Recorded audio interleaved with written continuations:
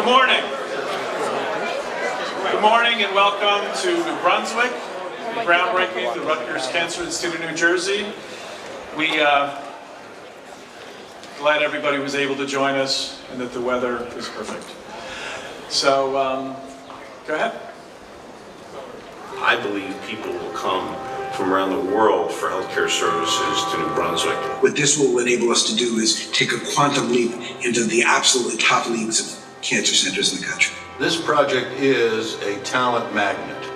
New jobs and innovation will be created there. This is our opportunity to transform cancer care in our community as well as the state of New Jersey.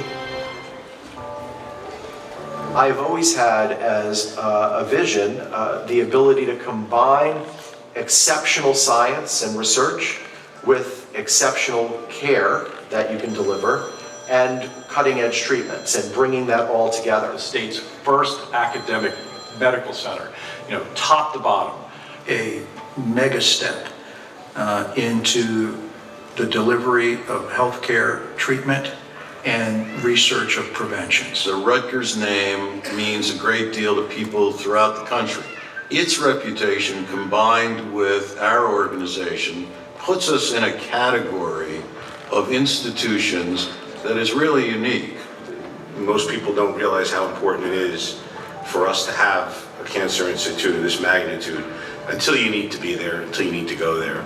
The entire building has placed the patient as the centerpiece and has been designed to sort of wrap the patient in a blanket when they come in, a blanket of calm, confidence, and reassurance that they've come to a place that's going to help them through this process and through this journey. There are some interesting design ideas that have manifested into the project where when you walk in the front door and you go into that atrium space, you look up, you actually see labs where people are actually working to fight cancer. We have a really robust nurse navigation program that starts at the point of scheduling, where there's an access nurse who will be reaching out to the patient and families to give them all the information they need and even start some educational needs for patients prior to their arrival. Being able to integrate the supportive care at a whole new level for our patients and families will be very key for us. We will be able to provide treatments, study the treatments, and provide the treatments that can't be provided anyplace else in the world and provided here to the people of New Jersey. From the minute that you walk in that door,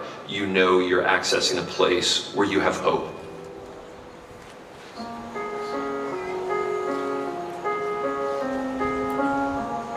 We view ourselves as an anchor institution. And being an anchor institution, the responsibilities go way beyond developing clinical programs and academic programs and research programs. There's going to be 1,000 construction jobs created, more than 600 permanent jobs, many of them going to New Brunswick residents, all giving people the opportunity to better take care of themselves and their families. I think this is a great project, not only for what it will do in delivering exceptional cancer care and driving cancer research, but what it will do to build on our community and to enable good jobs and good education for future generations.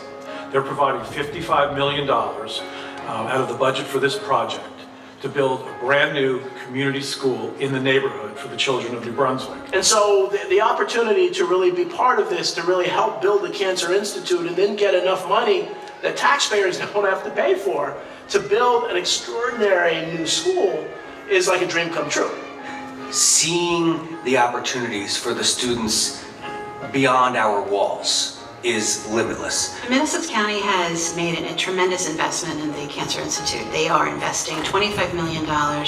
Once completed, RWJ Barnabas Health and the Rutgers Cancer Institute will in turn expand upon existing programs for innovative academic programs, job training programs.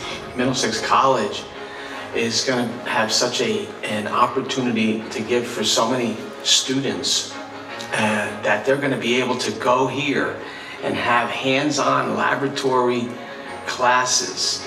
There is a student in Woodbridge High School today. She or he may be 14 or 15 years old, who's thinking about a career, who's going to end up at Middlesex County College and have the opportunity over the next couple of years to train in a facility like this. RWJ Barnabas Health has a very simple mission, and it's our job to make the communities we serve better. and bringing all of these very committed and passionate folks together around a common goal, how could we not succeed? The thing is that makes it work is that we're serious about it. And it's kind of satisfaction is that what we do really impacts real people. None of this would be here if it wasn't for Rutgers. This is the Rutgers Cancer Institute in New Jersey. It is an integral part of Rutgers, but yet we couldn't have done it without all of the other partners all together with us. The people that we serve should not have to go to New York or Pennsylvania or other parts of the country to get great health care. It will set the barometer, the standard for health care and cancer care and treatment and research for decades to come. And it'll all happen right here in the city of New Brunswick, in the state of New Jersey.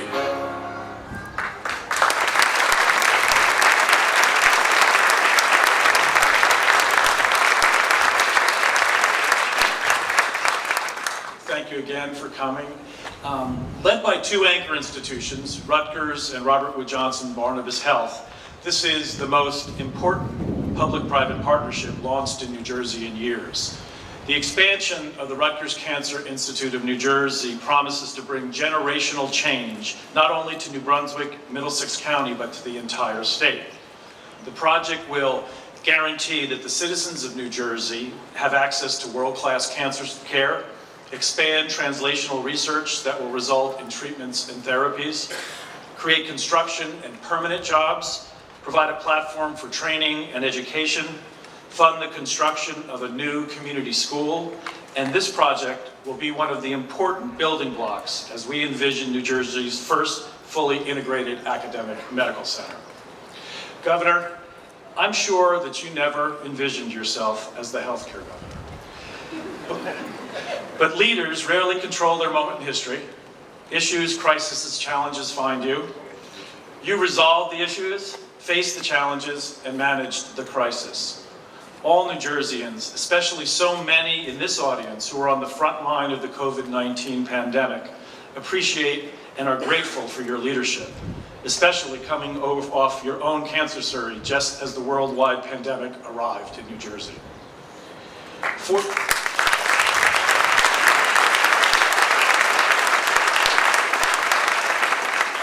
Fortunately, throughout the COVID crisis, you were able to keep a focus on the basic principles of creating a stronger and fairer economy in our state.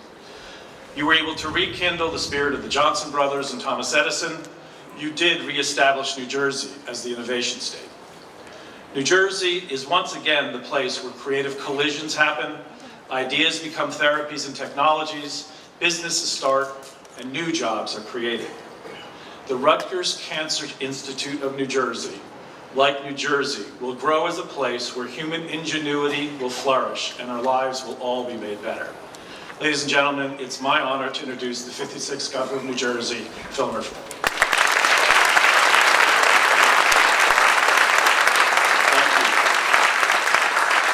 Thank you. What a day. As the Bishop and Pastor Soares would agree with me, this is a day the Lord has made in so many respects.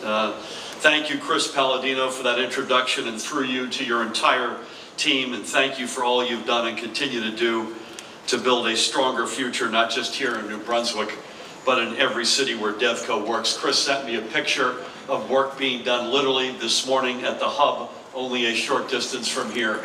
There's lots of exciting things going on. I'm equally honored to be alongside this tremendous group whose dedication and commitment to the Rutgers Cancer Institute of New Jersey are the foundation upon which this pavilion will be built. We have great representation from Middlesex County, represented by the Director of the Board of County Commissioners, Ron Rios. Bless you, Ron. Mayor Jim Cahill, other elected officials here. I see Senator Bob Smith. I saw Assemblyman Joe Egan.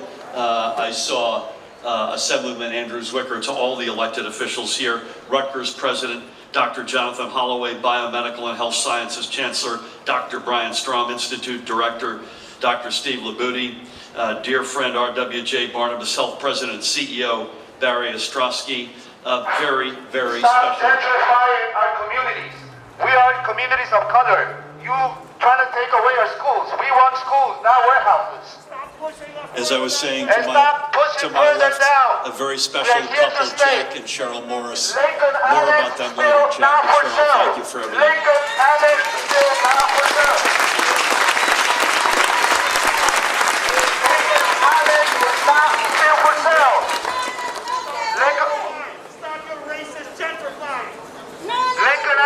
Give us a second here. This is how you treat your constituents. Hi, Joe. Right here. Everything good with you? Lincoln Annex is not for sale. Good to see you. And fund excluded workers. Don't touch me. What are you pushing me for? Don't push me. Don't push me.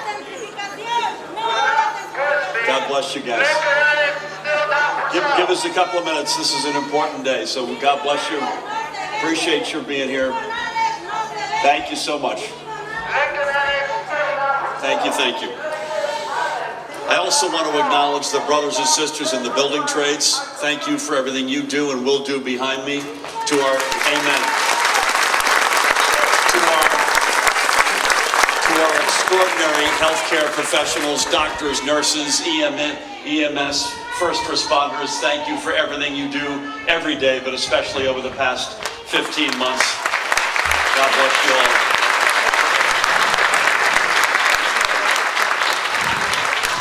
Especially to my colleague, the woman in front of me who needs no introduction, the real hero, the Commissioner of the Department of Health, Judy Persicelli. Who I believe attended the school right behind us that will be relocated and named after Blanquita Valenti, right? So that's going to be a special moment. So New Brunswick's nickname, and Jim knows this better than anybody, the Hub City, evokes a time when rail lines, canals, and roads converged to make this an intersection of national and international commerce. But today this nickname represents New Brunswick's emergence as a global hub for critical life sciences, research and development and clinical trials, and the commercialization of new, exciting, and life-changing treatments. Now really this is nothing new. This city and indeed this neighborhood has long been a crossroads for healing.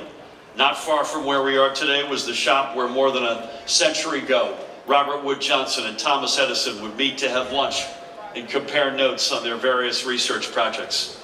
Now the topics of those conversations and the discoveries that arose from them will have to remain in our imaginations. But now, just a few steps away from their meeting place, a new building will arise where similar conversations will take place.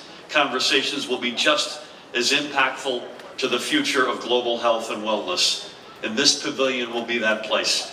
A place where researchers will come to test new ideas, where doctors and nurses will put them to work, and where patients will come so they can live a healthy and long life. Patients, just like the woman at our far left, who I had the honor of meeting a short while ago, Kiosha Doyle, whose own battle against a rare sarcoma represents everything at stake for us as we break ground today. Kiosha and others living with cancer and fighting the fights of their lives don't just need access to knowledgeable and compassionate care, but also to the most forward-looking treatments and potential cures. She and they have found this at the Rutgers Cancer Institute of New Jersey. And when this building is complete, it will all be housed under one roof. With more than 500,000 square feet of research space in addition to comprehensive inpatient and outpatient services, this will be the one place to go, and where the term bench to bedside, from research and development to practice, will become real. It may take money and raw materials to erect a building, but it takes the fighting spirit of people just like Kiosha to give it meaning and worth. 2 years ago, which given all we've been through, in my own case of a brush with cancer, and far more importantly a pandemic that took over 26,000 lives in our state, it might as well have been 5 lifetimes ago. Many of us came together to celebrate the Cancer Institute's designation by the National Institutes of Health as one of our nation's elite comprehensive cancer centers, and the only one, I might add, in our state. And today is that next huge step forward. Just as our state's reputation as a global leader in world-changing research was built upon the efforts of giants like Thomas Edison and Robert Wood Johnson, the Rutgers Cancer Institute of New Jersey is reestablishing our leadership for the generations to come. And I am incredibly honored to be with each and every one of you today. So to everyone involved in this ambitious project, I say congratulations, and I'm incredibly excited to watch this building go up, and with it, the hopes of so many for a cure. Bless you all, and thank you.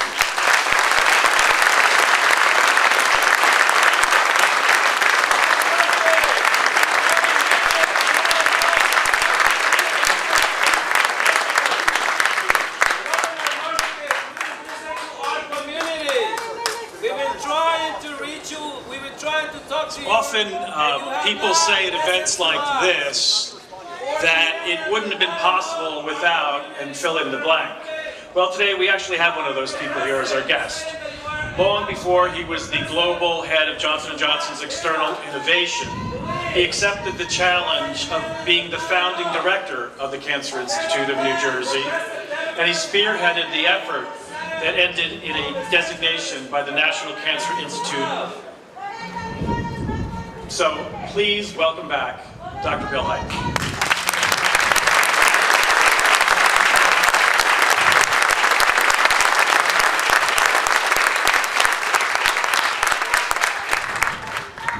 On a personal note, I wouldn't be here today if George Zoffinger had not become the chairman of DevCo and convinced me 30 years ago with his famous quote, "Let's try this for a year, and if it doesn't work out, you can get a real job." Well, George, we're still both here, so please welcome George Zoffinger and Gil Blitz and Sergio Pavini.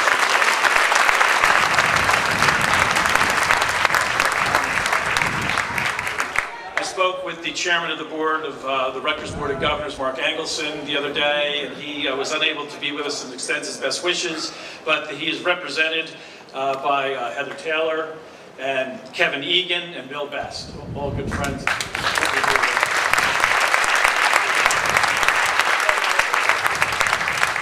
Middlesex County is fortunate to be led by an innovative and creative team, led by Commissioner Director Ron Rios. From the very beginning, Ron Rios approached us and said, how can Middlesex County participate to make this project better? How can this project have a broader impact on the families of Middlesex County? Commissioner Director suggested that the county take the lead and expand educational components of this initiative to the county college and high schools throughout Middlesex County. So Administrator John Polomina, MCI Director Jim Polos, County Counsel Tom Kelso, Middlesex County Board Member Trustee Gary Taffet rolled up their sleeves and became part of our team. We're fortunate to have unanimous support of the Board of Commissioners, who are represented today by Commissioners Nare, Azicone-Barber, and Tomorrow. So welcome, Commissioner Rios.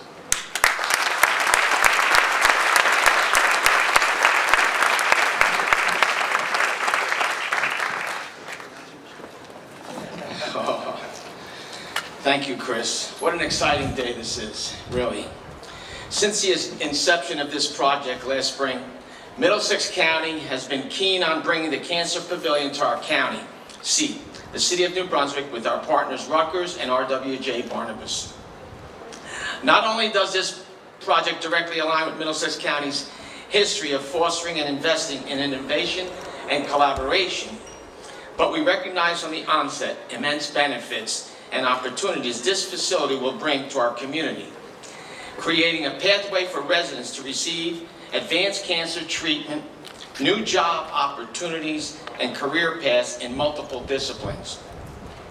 This growth strategy is consistent with the county's efforts around Destination 2040, a master economic roadmap to enhance the lives and businesses in our community. Also related, the county, through Middlesex County Improvement Authority, will oversee the construction and manage the parking facility at the Cancer Pavilion under its new division of parking.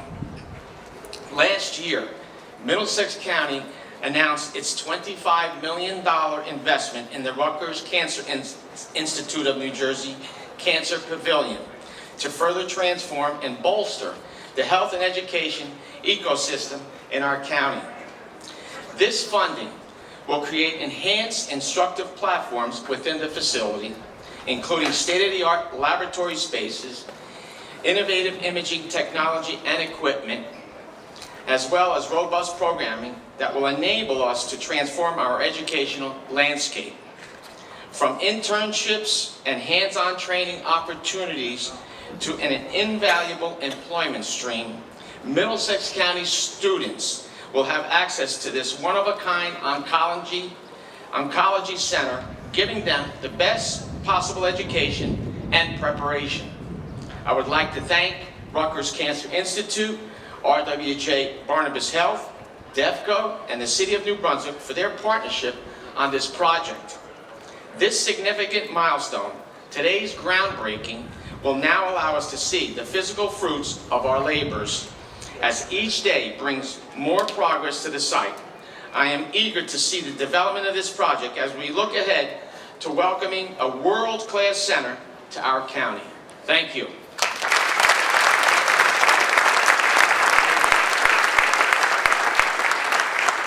I did notice in the audience the Governor's Chief of Staff, George Henley. Commissioner, I wasn't going to introduce you either, but you know, although they named a building after you, we could give you a brick from St. Peter's High School. So I will not make you carry home, obviously. I do need to recognize several individuals who continue to toil every day in the vineyard and really do help make this possible. Robert Wood Johnson Barnabas Health CFO John Dahl, University Hospital President Bill Arnold, the Assistant Vice President Bill Cuthill, and my good friend, Chief Operating Officer at Rutgers, Tony Calcato. You know, Barry Ostrowski often comments that one of the things that distinguishes this hospital system from other systems is the strength of the Board of Trustees of the affiliated hospitals. And in fact, Barry and John Dahl enjoy the Robert Wood Johnson University Board meetings so much that they do come to all of them. I'd like to recognize the members of the board that are here today. Of course, our chairman, Jack Morris, Arthur Cifelli, the dean of the board, John Hoffman, Steve Labuti, Joanne Mendelis, Bob Zito, and Reverend Soares, I saw. So, in the 30 years that I have worked with Mayor Cahill, three things have remained constant. His advocacy and leadership in building New Brunswick as the healthcare city, his creativity and determination in finding ways to fund and build new schools for our city's children, and the fact that I never run out of superlatives regarding his personal commitment to a project when introducing him as a groundbreaking. The mayor has been instrumental in moving this project forward at every turn, bringing his ability to see common sense solutions to problems, his deft touch in negotiations, and his willingness to spend political and personal capital when necessary. The mayor's leadership qualities really come to light when you appreciate the esprit de corps showed by the city council. Today we have Councilman Egan and Anderson and Councilwoman Rebecca Escobar. I need to make special mention of Council President Suzanne Sikora Ludwig, who did an outstanding job shepherding this project through many long meetings with the complicating factor that we did them all virtually. The partnership with the New Brunswick School Board was essential, and we're joined today by the Superintendent of Schools, Dr. Aubrey Johnson, and the Board President, Dale Caldwell. Ladies and gentlemen, the Mayor of New Brunswick and my friend, Mayor Cahill.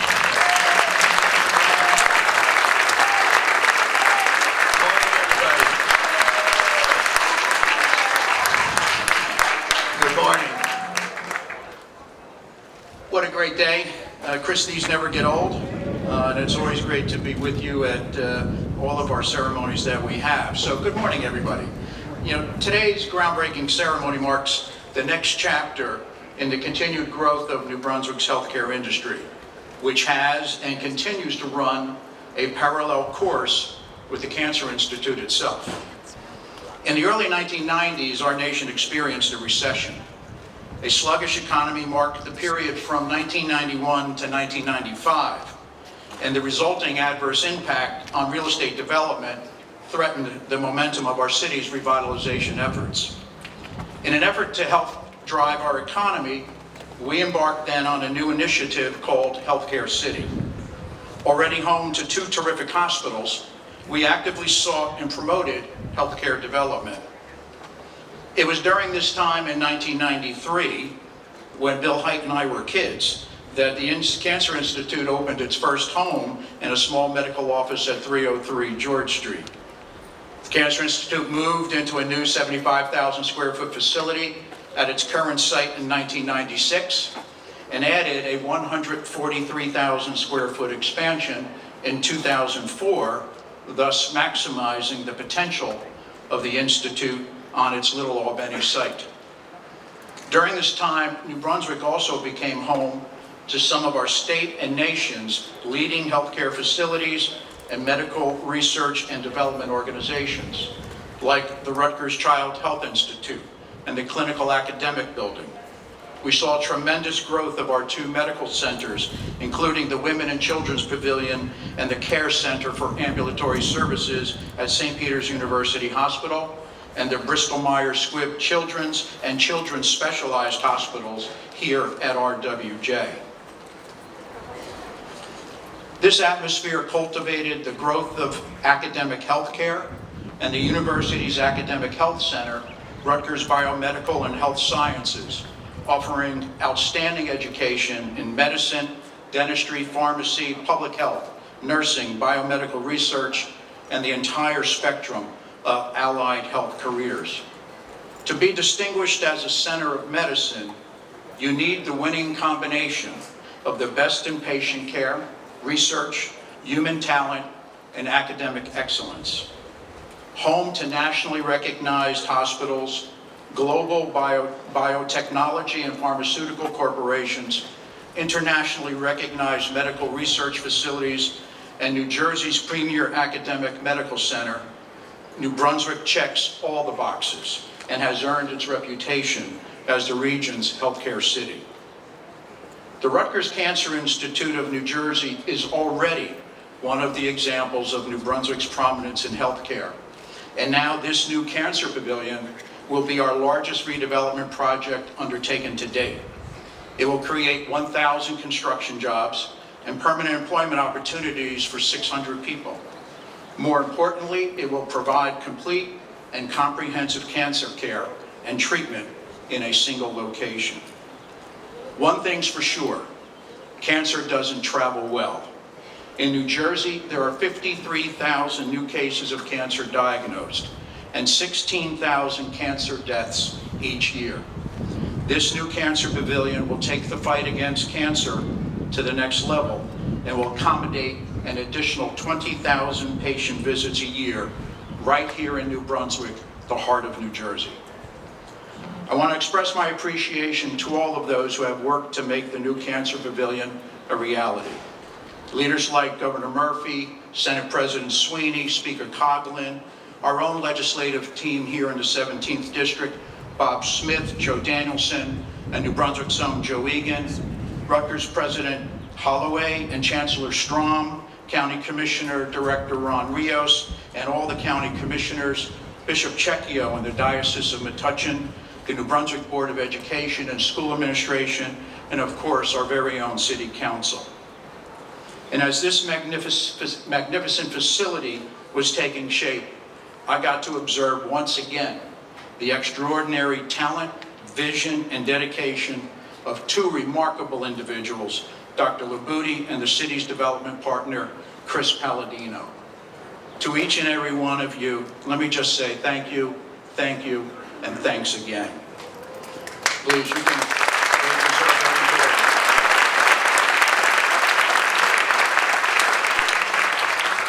But my task at hand now is to introduce our next speaker. 5 years ago, Barnabas Health and Robert Wood Johnson Health System completed their merger to form the most comprehensive health system in the state of New Jersey, RWJ Barnabas Health. Since its inception, Barry Ostrowski has served as its president and chief executive officer. Together with Jack Morris, founding chairman of RWJ Barnabas and current chairman at RWJ UH New Brunswick, Barry led the way to the formation of its partnership with Rutgers University, creating the state's leading and largest academic healthcare system. It is this collaboration that has produced the Rutgers Cancer Institute of New Jersey. Clearly, to be able to do all this, you need strong and visionary leadership. But what sets Barry Ostrowski apart is that he understands that the real mission is to make people healthier and happier, and that in order to do this, you must invest in the communities you serve. New Brunswick is so very fortunate and proud to be home to RWJUH and RWJ Barnabas.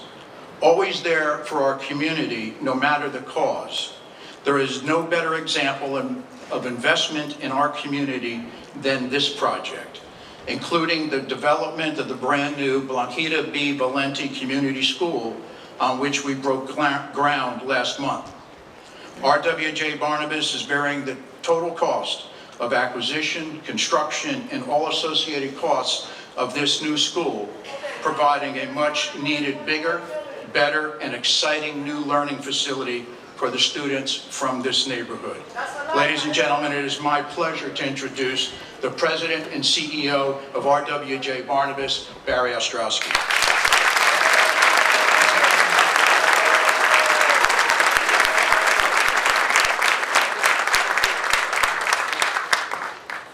I didn't know I was going to speak today. I came here to run one of those excavators. I can't believe it. Now I got to say something? Thank you, Mr. Mayor. Governor, I want to thank you in particular, and you, of course, Commissioner, during this last 16-month period. Without the two of you, without your enlightened leadership and support, the healthcare industry in New Jersey would be in shambles. But because of what you have done, we've been able to proceed on our mission of trying to heal New Jersey from the greatest challenge we ever faced. And so thank you very much. We're there to help you, of course.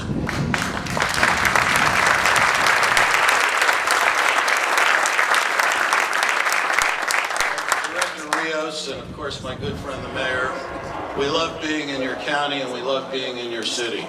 Since 5 years, since the first time I came here in a professional way, we have been welcomed and embraced, and we have been enabled to pursue the very mission that you've heard described.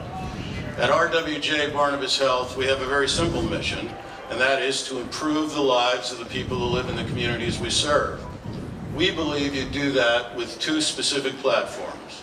One, you build world-class clinical programs that are developed and accessible to everyone. We make sure that they're equitably available and ensure that the outcomes are not disparate, but rather affect everyone's lives in a clinical fashion.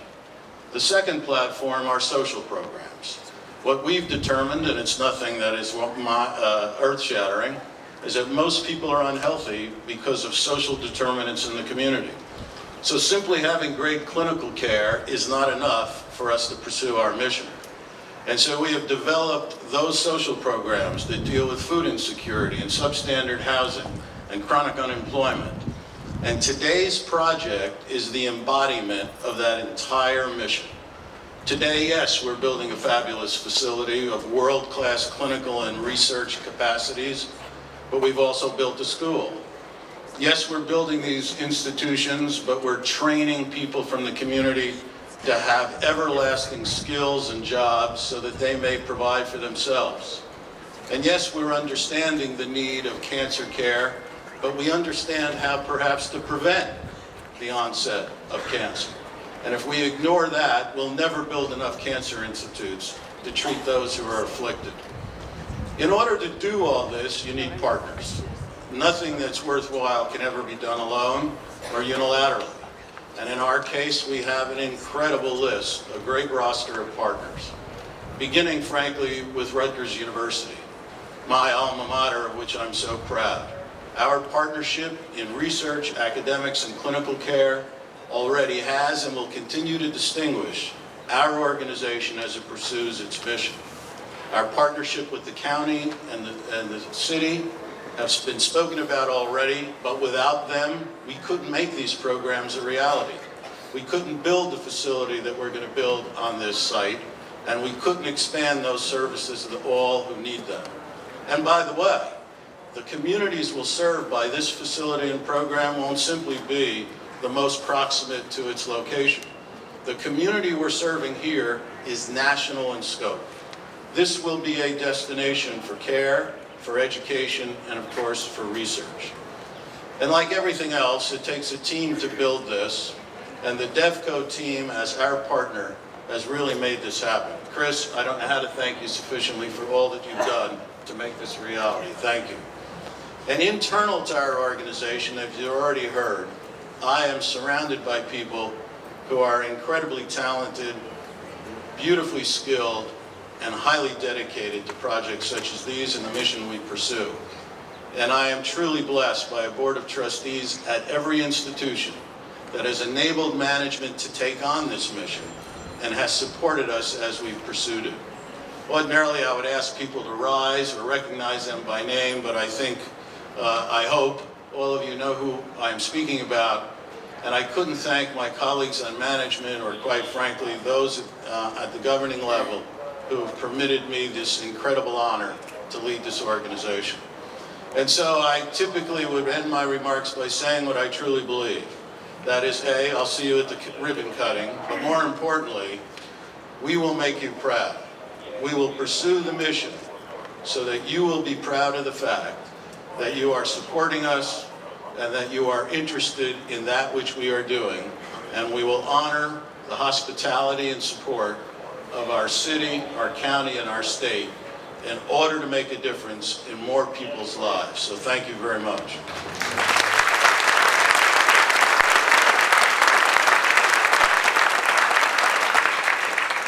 You know, I've had the honor to introduce the next speaker on a couple of occasions, and I always worry that he'd look into my educational files at the university and determine that I really didn't go to some of those classes. And so I generally elicit the commitment that he won't revoke my diploma because I'm introducing him. Rutgers University is an amazing place and has leading it an incredible leader. Someone who I've just gotten to know during this last year, someone who truly I respect for his intellect, his leadership, and in fact, that which he will be doing for our partner, Rutgers University. Ladies and gentlemen, let me introduce Jonathan Holloway, the president of Rutgers University.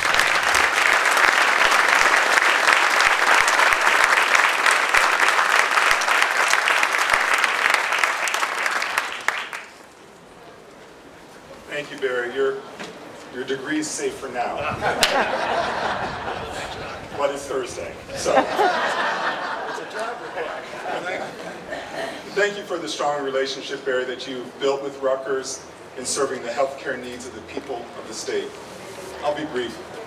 I just want to thank the healthcare community at Rutgers, across New Jersey, and around the world for the courage, skill, and compassion they show every day.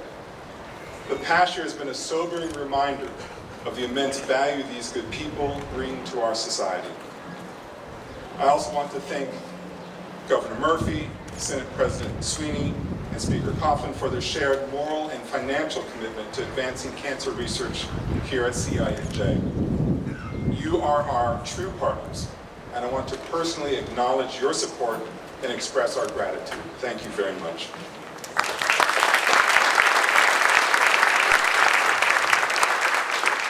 This is an important day because of each person out there who might not even know that they or a loved one has cancer, but who will gain hope and help from the life-saving work that goes on here.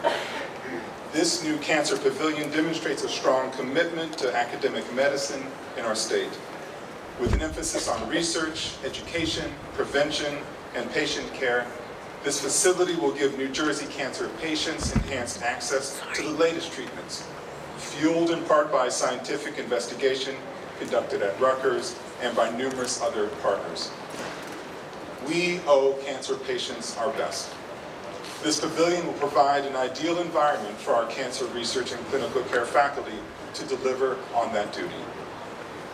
And with thanks to all those at Rutgers and across the state who are searching for cures and treatments, I'm pleased to introduce our Chancellor of RBHS and Executive Vice President for Health Affairs, Brian Strom.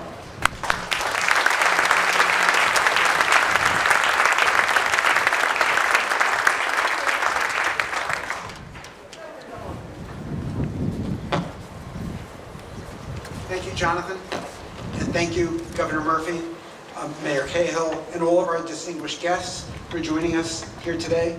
It's nice to see all of our friends and colleagues and to see you in person in 3 dimensions. In many cases for the first time in 15 months. So it's wonderful to have everybody together.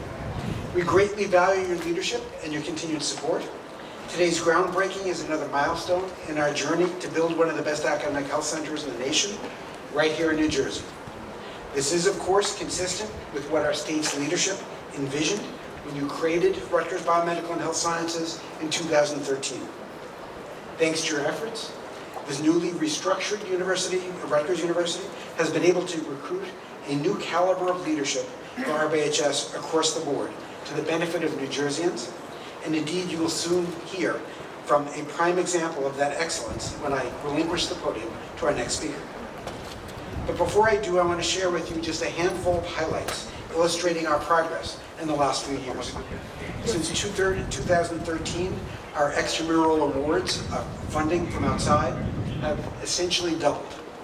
Our research expenditures for the first 3 quarters of this fiscal year topped $426 million, setting another record for our institution and already representing an increase of $61 million over the last year, and that's 3 quarters compared to the full year last year. Each year, our life-changing research continues to garner more support from the National Institutes of Health. Since 2013, our NIH awards have increased 64%. These are all new federal monies being brought into the state each year. Our philanthropic donations have increased 170% since the first full year of fundraising in fiscal year 2014. This is a clear indicator of how our alumni, our friends, and especially our patients value and appreciate our work. Applications to our medical schools have doubled in the last 7 years. This is not a national trend, but just a trend that observed here at Rutgers. And we've seen applications increase 20% just since 2019. And of course, we proudly served as an indispensable component of the state's clinical and public health infrastructure during the pandemic. Our 1,000 healthcare providers served selflessly and courageously at risk to themselves and their families in the ICUs and COVID-19 wards across the state, including in some of New Jersey's most underserved areas. We graduated our students early to supplement the healthcare workforce at a critical time. We trained 2,000 contact tracers for the state to track down and contain the spread of the virus. We deployed the Rutgers saliva test widely, an essential tool in the national response, while developing the first rapid point of care test, and then later a newer rapid test as the virus mutated. We hosted clinical trials for all 3 of the COVID-19 vaccines that are now approved for emergency use in the FDA, and in fact served as the world's 2nd largest clinical trial site for New Brunswick's own J&J single-dose vaccine. Parenthetically, the 3rd largest site was Columbia, not Columbia University, the country of Columbia. Overall, we've received millions of dollars in COVID-19 awards from the National Institutes of Health. This funding not only supported our most critical and important work to fight the pandemic, but also brought yet more federal monies to New Jersey to the great benefit of our citizens. Thus, with the RWJ Barnabas Health System, our partners in this journey to excellence, we're looking forward to a healthier future in which our citizens can receive all of the care that they need without ever needing to leave the state of New Jersey. Now, in our tireless quest to improve the life and health of our citizens, this morning, New Jersey still opens another front in the war against disease, focused on cancer. I'm very proud to be with all of you here today as we celebrate this achievement and take a major step forward along our path to building a world-class academic health center. So now it's my pleasure to introduce Dr. Steve Magudi, our Vice Chancellor for Cancer Programs at Rutgers Biomedical and Health Sciences, and the Director of the Rutgers Cancer Institute of New Jersey, whose drive and vision is making New Jersey a national leader in our battle against cancer. Thank you.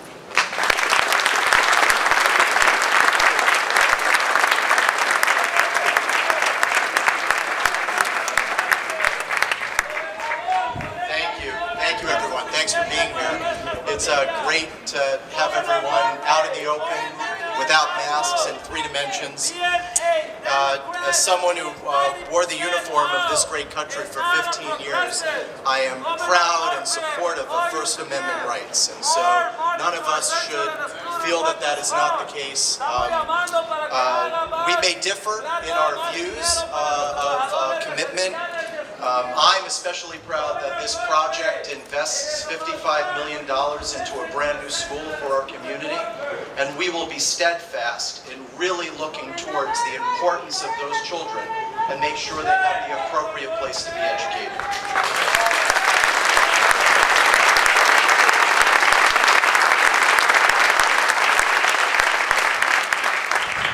I also just want to add my thanks and admiration to both the Governor and the Commissioner of Health.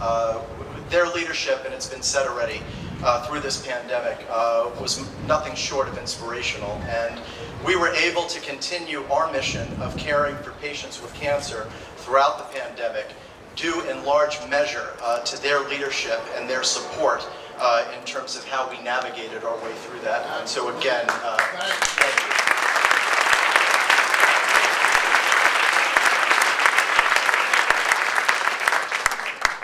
You heard from the mayor how the Cancer Institute of New Jersey started as a small storefront on George Street, and our inaugural founding director, Bill Height, who's here in the front row, can tell you exactly where that office was, and that the Institute began in just a single office.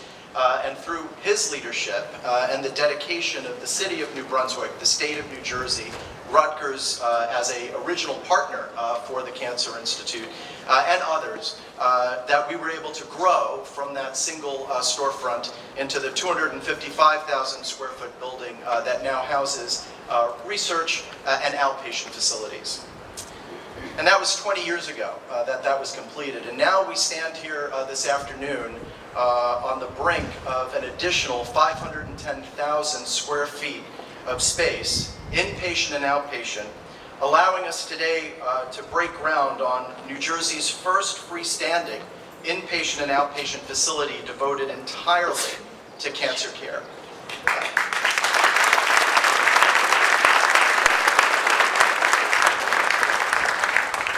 That's a real milestone for us. Patients with cancer today in the state of New Jersey, to get that level of care, to get that sort of coordination, have to travel out of state.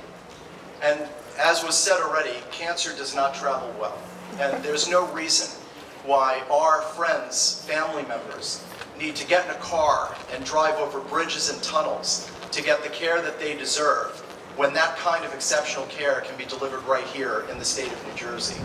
And the Rutgers Cancer Institute of New Jersey, as New Jersey's only NCI-designated comprehensive cancer center, one of only 51 in the United States, does deliver that kind of care.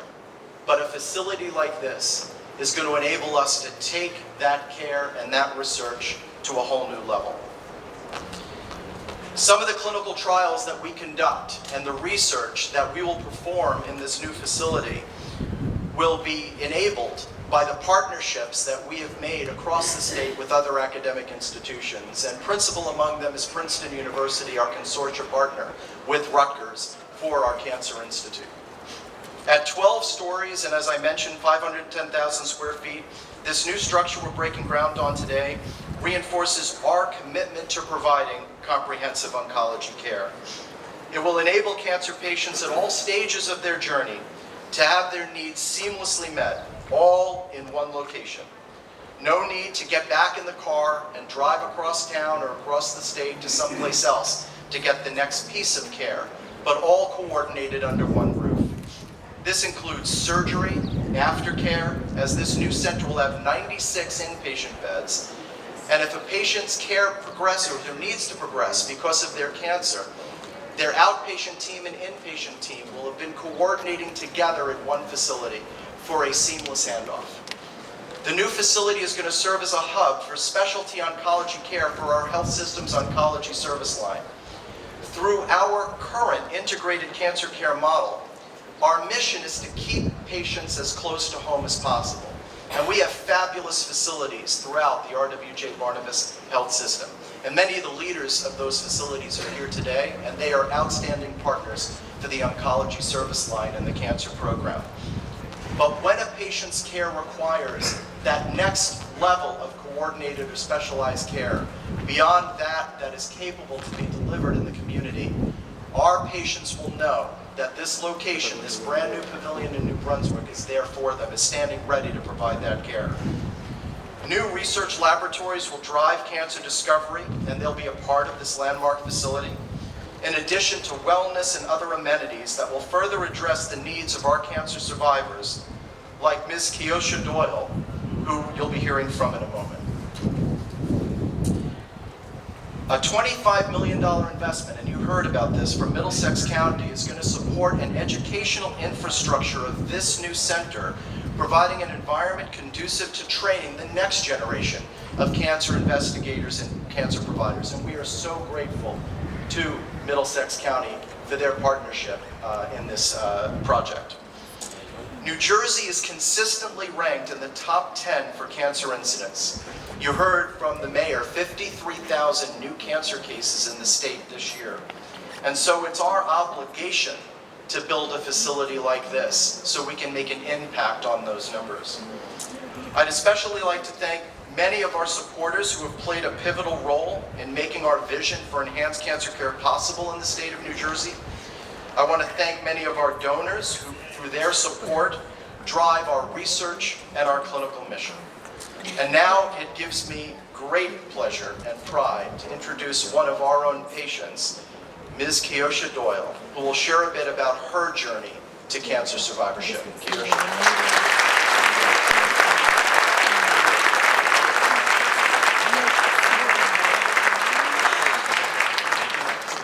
Hi, my name is Kiosha Doyle. I am a patient here. I got diagnosed with a rare sarcoma about 2 years ago. I had 17 cycles. Before I came to the Rutgers Cancer Institute, I got turned down by 4 different cancer institutes outside of New Jersey. The last one actually referred me to come here, and I'm actually from New Brunswick, so I came back home. I came back home.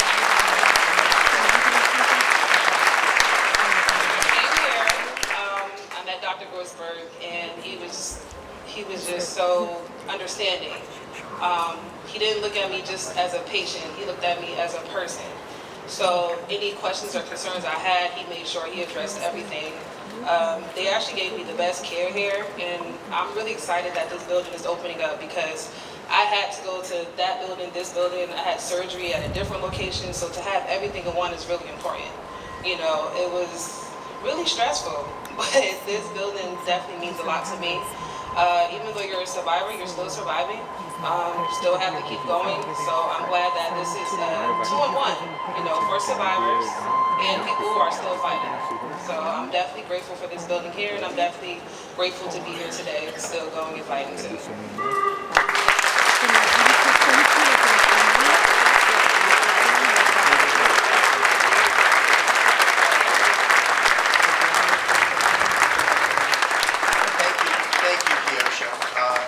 At this time, I'd like to ask the President and CEO of RWJ Barnabas Health, Mr. Barry Ostrowski, to join me at the podium. Kiosha, thank you for sharing your story. That gives us the energy to propel us on this mission. I thank you. Stay well. You look great. And make sure you stay in touch with us, please. Thank you. So today was a celebration of a new facility. We're breaking ground. You've heard all of the ancillary aspects of this project. But it's more than that. Today we celebrate the philanthropy, leadership, and commitment of one of the state's top families. I had the incredible blessing of meeting Jack Morris just about 6 years ago. It was the time when we were putting together two great organizations, RWJ and Barnabas Health. I remember being ushered into a room. Jack was alone. I sat down. We greeted one another, and then Jack said, "So tell me, Barry, what is it you want to accomplish?" And as I got ready to respond, Jack decided to answer the question himself. Now, everything he said had certain attributes. One, it was genuine. It was from the heart. It was soulful. It was a commitment with focus to the community. And had I brought notes, I would have thought he had read my notes, but I didn't have any notes. He instead was reading my mind. And so as I have come to learn and love Jack, and through him his family, Cheryl and Samantha and Gabrielle, I have found for me a soul brother. But he is, and they are, more than just a relationship. They are committed to everyone who both lives in this community and beyond. He has mobilized his resources, his success, and his persuasion to ensure that the legacy that this family leaves will in fact be something of a role model legacy for so many of us in this state and frankly in this country. You know, there's a word in a language that Jack and I love, and it's called beshert, and it means it was meant to be. And when I met Jack Morris, it was meant to be. By the way, we have the same birthday, believe it or not. I used it long before he did, but we have the same birthday. And so, as many of you have over the years, my most recent embrace of the Morris family is in fact a reflection of the greatness they bring to the lives of everyone. And I think the video we have, if we can cue it up. You have helped so many people for so long. We are forever grateful for your generosity. Rarely do you meet somebody who's so successful in business and yet so committed to the community. I can see his passion to be able to make lives better for patients, to improve healthcare. Philanthropy comes in many forms. People give of their time, they give of their talents, they give their money. And Jack and Cheryl Morris are triple threats.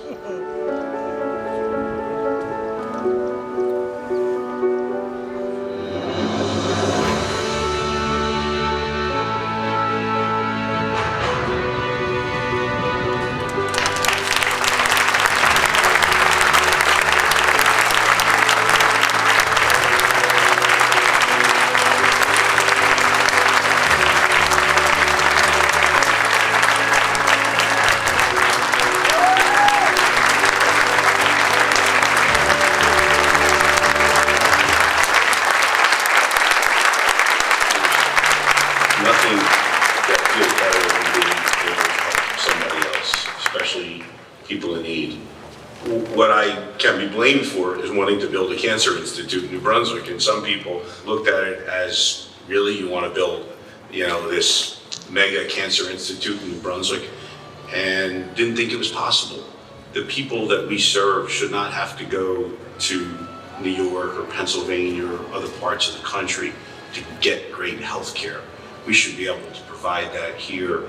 And my goal, my vision, my dream was to have one of the top cancer institutes in the country. We have so many great opportunities for us to be able to show the rest of the country and the world. I believe people will come from around the world for healthcare services to New Brunswick. I can't tell you how important it is to me and I know my partners to be able to help people when people are in need. Most people don't realize how important it is for us to have a cancer institute of this magnitude until you need to be there, until you need to go there. What this means to me, the Children's Hospital, the Cancer Institute, the jobs we're creating, homes we're creating. Well, I've got my bucket list, and they're just things that I want to do and help and be part of society and just give back as much as I can while I'm on this earth.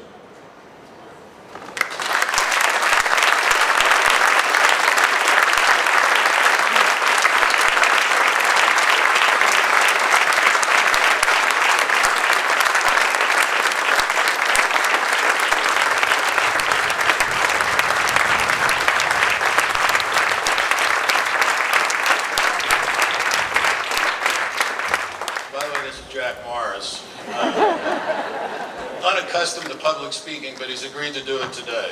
Mazel tov, Jack.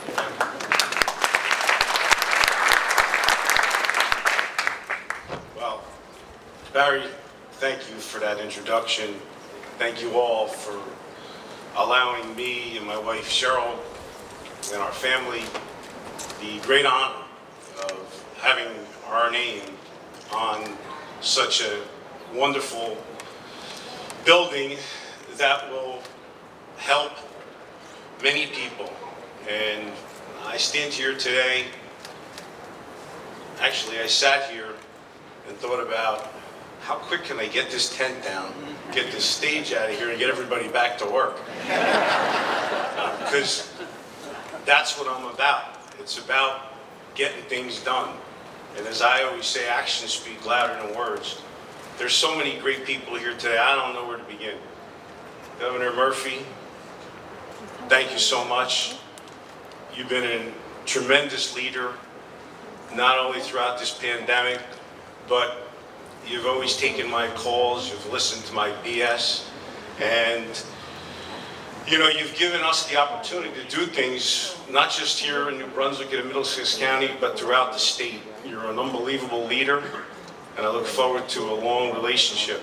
You, Senate President Sweeney, Speaker Coughlin, the entire legislature, but I have to point out one person who's a mentor of mine, Senator Bob Smith. He's here today. Thank you, Bob.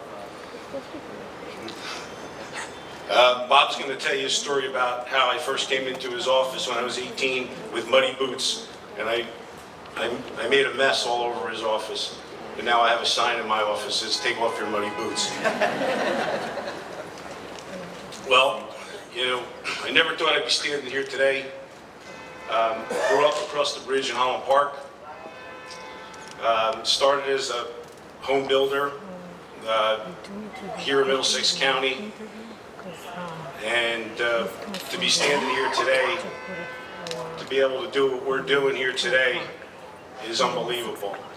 You know, Barry talks about our relationship. I'm blessed for a lot of reasons, but to have met Barry and to have this opportunity, this would not happen without Barry Ostrowski and the entire board of directors of our hospitals. We came together like you've never seen two board of directors come together. They graciously allowed me to lead, but honestly, it was easy to do because there was such great people in that room that had passion for helping people. And that's what gives all of us, many of the board members, my friends, my partners here today, I can't thank you enough for giving me the opportunity to serve as board chair over and over again. Sometimes I wonder why you let me do it. But I do it with all my heart and passion because I see how hard each and every one of the doctors, nurses, everybody, in every bit of square footage of all of the buildings work so hard, work tirelessly. And they are the true heroes. I see a lot of them here today. I want to thank you. I don't get a chance publicly to thank each and every one of you. I want to say thank you from the bottom of my heart. Thank you for all that you do. And please, if anyone else is not here, please pass it on to your coworkers. Thank you from the bottom of my heart for everything that you do. When I first met Dr. Labouty, I knew he was the one. I knew he was the person who would lead this Cancer Institute. And Dr. Labouty, I think he was interviewing me more than I was interviewing him, by the way. And I said, what would it take for you to come here? And he said, I want to build a world-class cancer institute. And I said, we're going to do this. And he was probably sitting there, is this guy full of shit or not? Excuse my French. But I said, check me out. My reputation, you know, precedes me. And he came back and he said, you know, I want to do this.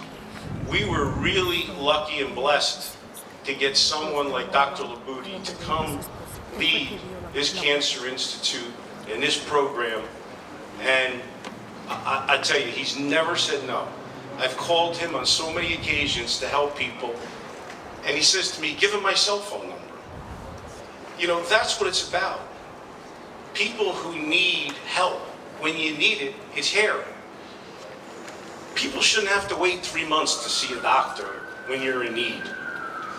People shouldn't have to go all over the country to get great care. We're doing it right here. I couldn't be more proud.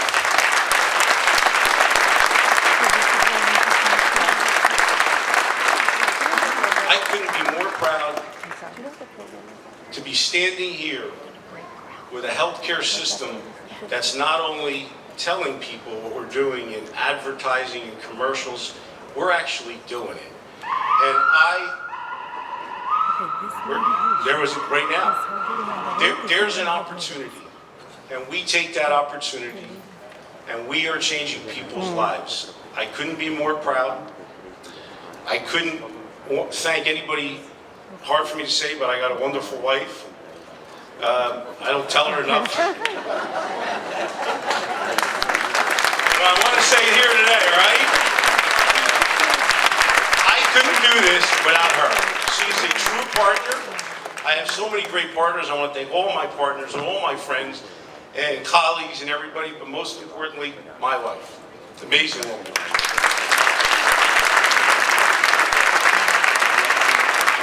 I'd ask her to get up here and speak, but she'd kill me later. Again, I don't want to keep anybody any longer than I've already kept everybody. Barry wants to get on one of those pieces of equipment and start working. He's got formal training in this stuff. So, again, thank you so much. I can't wait to cut the ribbon with everybody. God bless America. God bless everybody.